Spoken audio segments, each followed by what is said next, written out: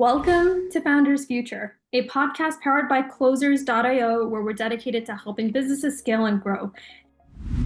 Today, we're thrilled to have Joe Pici joining us. He is the founder and CEO of Pici Pici and the creator of Sell More Virtually.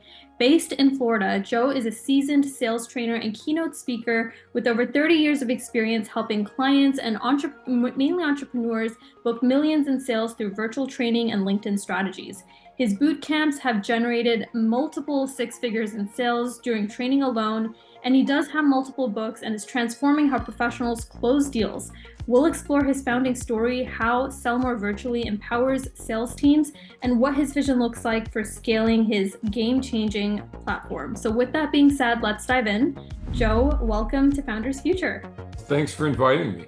Yeah, let's kick things off for the listeners. Take us back to the beginning. What inspired you to start your organization? Any gaps, challenges that you were seeing within the landscape that actually sparked that aha moment? Paint that picture for us. What started this whole thing was I was a football coach. We were in massive medical debt. So I kept my job and I started to sell part-time. And I really liked it. Okay. And there was not a lot of good skill-based training out there. There was a lot of motivation. There was a lot of strategy and theory. So we had to piecemeal things together to really learn skills, processes, and procedures. Over the course of time, our business got good enough in sales. We walked away from our jobs and started to build sales business. And then about 2002, we just decided that we had created a very proprietary system, sales training and coaching, and we decided to go full time in the world of speaking, coaching, training, and consulting, where we're going to do about 85% of our training was going to be in skills, live outbound telephone calls instead of role play. So that all started in about the year 2002. Amazing. Thank you for taking us back in time and painting that picture for us. So as far as the present day goes, what is the core offer here with Sell More Virtually? And also, how do you structure it for some of the clients you work with? And then who is your ideal client to begin with? So it's a multi-part question, but I'd love for you to break that down for us. Okay, so let me start with this. We have two businesses. Okay. One is Pici Pici, which is piciandpici.com if you want to check that website out. And that is primarily live coaching, training, and speaking, whether it's live virtual or live in person. And we do that through corporate training, boot camps, private coaching. Sell More Virtually is our second business, and that is a membership platform that is 100% virtual. So you have two different businesses, and there is some crossover, okay? But Sell More Virtually is much more scalable than Pici Pici. It's very hard to scale when you put your name on something, okay? Yep, that's for sure. So as far as a bulk of your business goes, what is that primarily? Do you see a lot of clients wanting to go on to the membership platform, sign up for that, or more for Pici Pici? What does that look like currently for you? Predominantly, most of our training is still in a live format, believe it or not. And most of our business comes through Pici Pici. Okay. And like I said, the way we have a number of verticals. Our first vertical is sales. That can be individuals right up to small, medium, and large companies. We teach the complete sales cycle and process. We drill down with skills. And like I said, we do live outbound telephone call training. Okay. We also work with speakers, coaches, trainers, and consultants, not on how they deliver, but how to build a profitable business. Okay. We're communications experts. We do conflict resolution, but our primary income comes from sales. Our secondary comes from the business of speaking, training, and coaching. Now, when we move over to Sell More Virtually, predominantly, most of the people that come to Sell More Virtually have experienced us in Pici Pici. and they're looking for follow-up. They're looking for ways that they could access content through downloads. We've got a mega course on there that's a 15 courses, 53 modules on sales. And we know our business, we know the type of people that how they want to be served. Okay, incredible. So as far as sell more virtually is a lot more of a productized offer, and that's really what your focus is as far as scaling goes. And if you can share with us today, is it more of a lower ticket subscription? Is this more of a higher ticket subscription that members can sign on to the platinum for? What does that look like? If we're talking about sell more virtually, it is really a very minimal investment. And what they get for the investment, every Thursday night, I'm out there live doing a mastermind, master coaching, master training. We studied the world of e-commerce, so to speak. We studied the world of platforms and who could keep their audience. And what we felt like people who kept their audience had some type of live component to it. It's very hard to retain an audience. Mm. Okay, people have a short attention span. They're always looking for the new gadget, the new thing. And so we always want to deliver great content and great material. And so we do it a number of ways. There's probably 300 or 400 videos with entrepreneurs and business owners and upper level management people teaching on certain topics. Okay, there's download material that they can get to. There's also, like I said, Thursday night live, 1 hour every Thursday night. Mm. And I'll tell you the kind of people that like that. In my Pici and Pici coaching business, that's a much higher dollar value. Where for pennies on the dollar, they have access to me 4 times a month for an hour each time, that they're Mm. allowed to ask any questions they want, and I won't put them off. I'll answer their questions. Amazing. So that's pretty much including a group cohort style approach when it comes to really the deliverables of the education and that content. Yeah, there's so much content out there. There's a lot of noise. There's Mhm. just a lot of noise. Social media is a blessing and a curse. Social media will allow people to really grow their brand at a pretty rapid pace. However, there's so much noise out there, people struggle with what's good and what's not so good. And a lot of times people make mistakes as to where they spend their time and money. So Mm. what we decided was we were going to be content rich. Mm. That if people were investing their time and their hard-earned dollars, that they were always going to get content. Okay, very well said. What does your mug say? New Joe? What's that? I want to see what your mug says. What does your mug say? I just saw. What did it say on it? New Joe? What must say? No, your coffee mug. I couldn't hear you. You bleeped out. Oh, my mug, Yes, Cup of Joe. Joe. In fact, that's something I'm going to offer your listeners, a free cup of Joe. They call me up. I won't sell them. I'll answer any of their questions. They can Beautiful. call me at 407-947-2590. How fitting. How fitting. So on the acquisition front, Joe, how are you generating leads right now for Sell More Virtually and Pici and Pici? What does that look like? Are you leveraging referrals, word of mouth, paid ads? Okay, so that's a great question. In fact, once you learn how to sell, the rest of your life is brand expansion and lead generation. We have 17 ways we generate leads. Our number one way of generating leads, believe it or not, is LinkedIn. Of course, we get referrals. And of course, my second way of generating leads, believe it or not, is outbound cold calls. Okay, because I think most people are afraid of the phone or averse to the phone because they think they're supposed to sell something or they think they're supposed to get a meeting. A good script, a good messaging with an outbound call is really a prospecting qualifying tool. And in 1 hour, I can make 30 or 40 calls, and those 30 or 40 people know if they want to have a conversation with me or not. So we have many ways of generating leads. We have to. There is no one way you can generate leads. Okay. Yeah, absolutely. So on that front, I want to get your perspective on this, right? Especially when it comes to predictability, when it comes to lead gen, right? Sometimes with cold calling or even looking at other channels like referrals, the pipeline can dry up, right? And if cold calls, as one person, there's only a certain amount of time in the day that you can make a certain number of cold calls. How are you approaching the idea of predictability when it comes to lead gen? Are you looking at social media, paid ads? What's that perspective for you as like a We founder? don't pay for ads. Okay.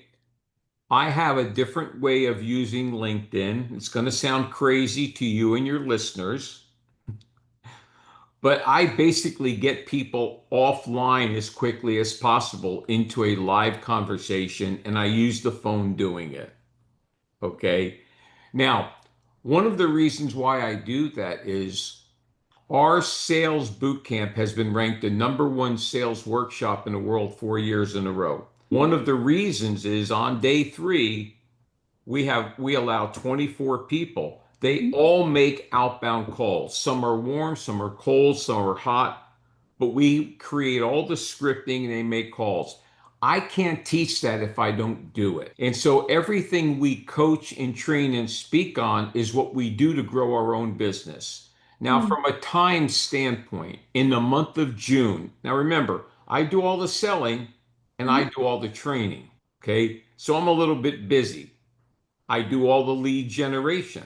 But in the month of June, I got out 82 formal proposals. mhm, So when people say there's not enough time, mhm. it's not that there's not enough time. It's about how organized are they? Yeah. How good are they with priority and time management? How much of their day is going to go to selling? How much of their day is going to go to lead generation? How Mm, much of their day is going to go to execution of their product or service? mm. So important to be organized. Yeah, 100%. So as far as sales goes, I know you mentioned it right now. Is this founder-led sales? Do you have a team of salespeople that are executing certain components within your business right now? How is all of that structured? We are a small company that will work with small companies as well as large companies. And so right now you are looking at the sales department. Okay. Okay. Uh, it sounds crazy. Okay. It does. But in an economy like we're in right now, you want to keep your overhead low and your cash flow high. And most small business owners, or most startups, or most people in business, what they do is they build out everything. They spend a lot of money on a website. They spend a lot of money on this. They spend a lot of money on that. But then when it comes to sales, they've run out of money. And so they've either hired the wrong people. Hiring a good sales team is very hard, Mhm. okay?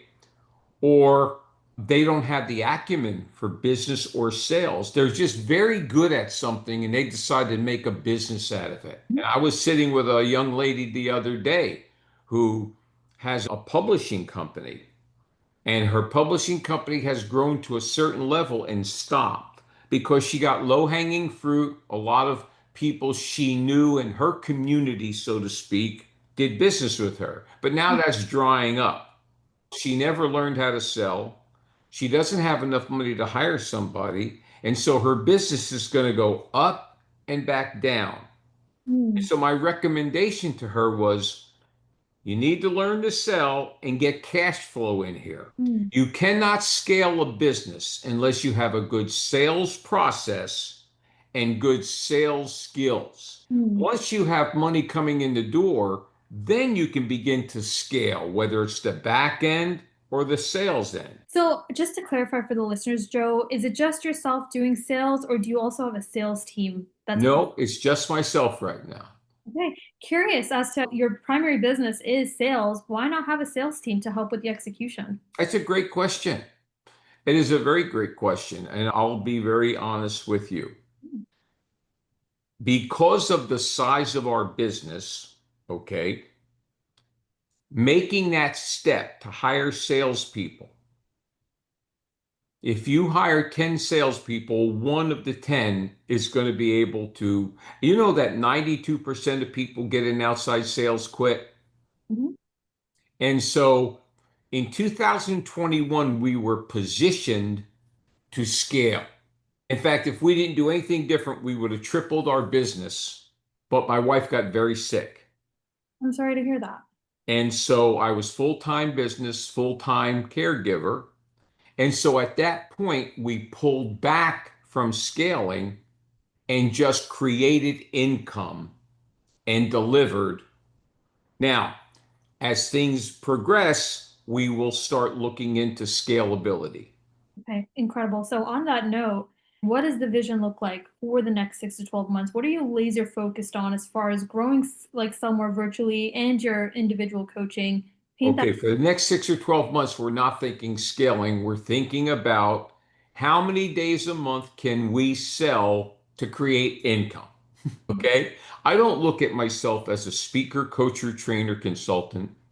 I look at myself as a business owner, and our product is speaking, coaching, training, consulting. Mhm. I'm looking at how much business can we bring in and keep this cash flow during a horrible economic time, okay? And I have such a solid sales process that today is like the 25th of July. I already have 42 proposals out this month.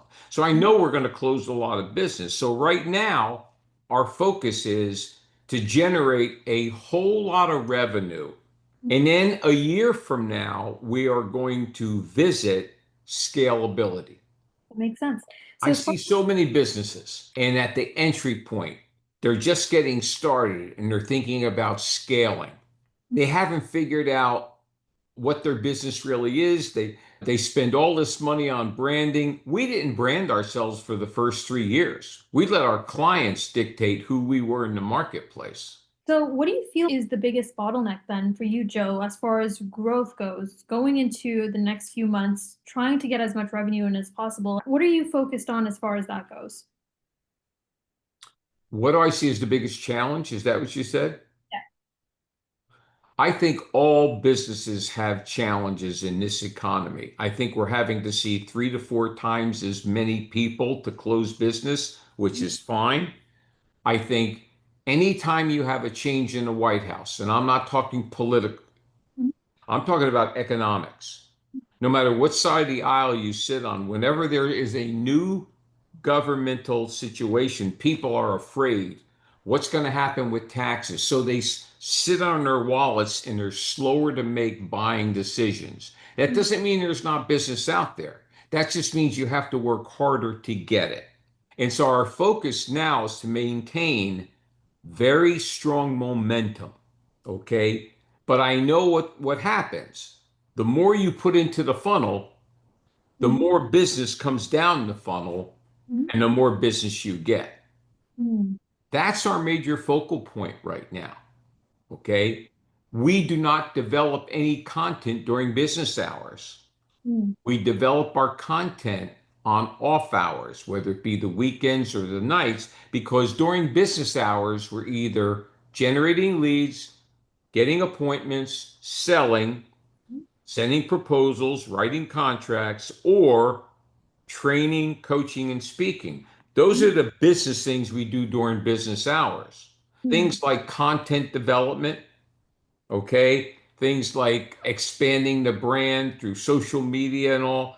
That's done really after business hours. Okay, got it. So, as we do wrap up, we're in the lightning round now. How do you see the sales industry evolving in the coming years? And how is Peachy and Selmer virtually staying on the forefront of that evolution, especially with trends like AI as well in the mix? AI is the hottest topic in the world. And it's not a trend, it's here to stay. I think it's how companies want to use it. Now, right now, we're using AI more of a research tool, but we are not using AI in any way, shape, or form to touch our clients, our past clients, our present clients, or our future clients, because I do believe one of our competitive edges Hmm. is that I answer my own phone. I return every phone call same day.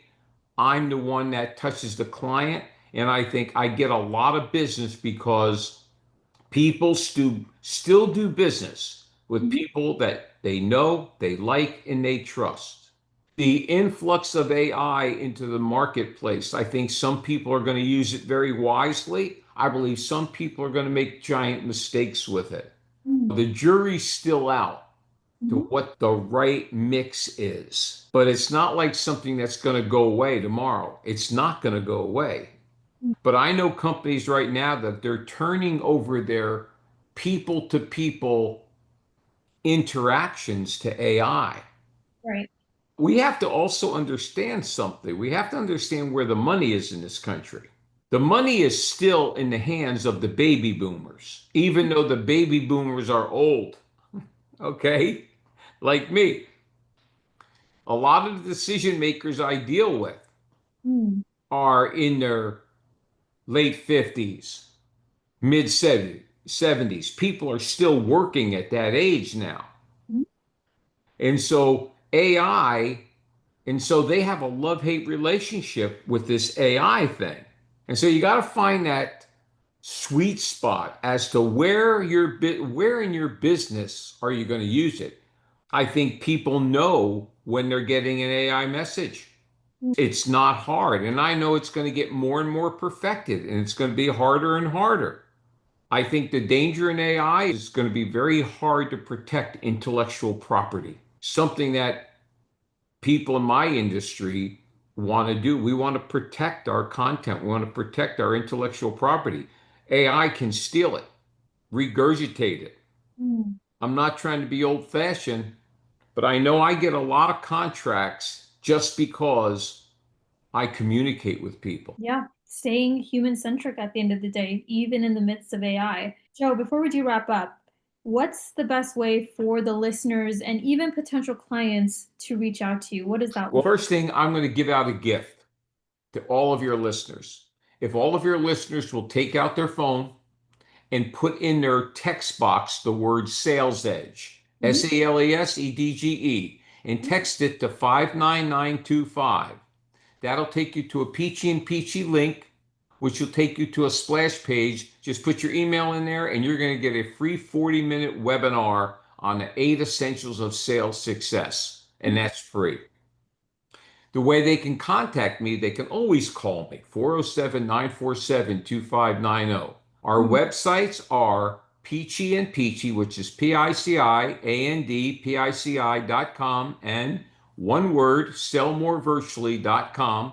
And then look me up on LinkedIn. It's Joe Pici. I'm pointing at you just like that. I promise you, I don't hard sell anyone. Be great to have a conversation with anyone for a complimentary cup of Joe. Wow, full circle moment right there. On that note, Joe, thank you so much for joining us today on Founders Future and sharing your incredible story with building your coaching and now digitizing your offerings with Sell More Virtually to many more going into this year as you continue to grow. So, to our listeners, if you enjoyed today's episode, of course, don't forget to subscribe to Founders Future wherever you listen to your favorite podcasts. And for more resources and insights, you can visit us over here at closersIO, where we're dedicated to helping businesses scale and grow through trained appointment setters and world-class sales and marketing systems. So until then, everyone, keep climbing, and we'll see you all on the next one.